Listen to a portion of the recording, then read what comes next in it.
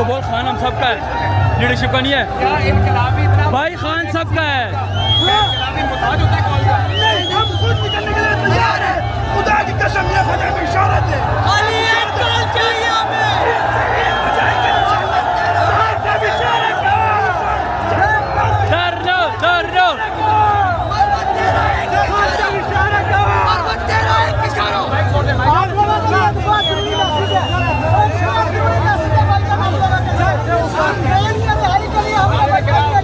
भाई खान सबका है, से लीडरशिप का नहीं है।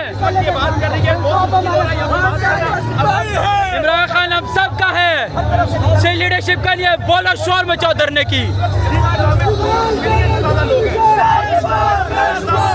ये मैं नहीं बता सकता, लेकिन आपकी बात कर रही है कि हम लोग इस वक्त गर्म है। अगर हमें मर्यादा के बाद ले जाए तो हम इमरान खान साहब लोग इस वक्त कह रहे हैं कि हम इमरान खान के साथ जाना चाहते हैं।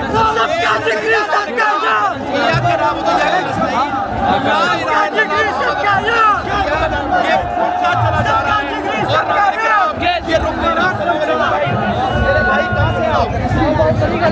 इस्लामाबाद बनीगाला से आए हुए।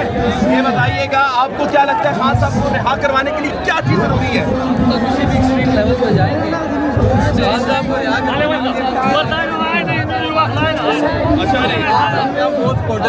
हमारे बड़े जितने भी हैं वो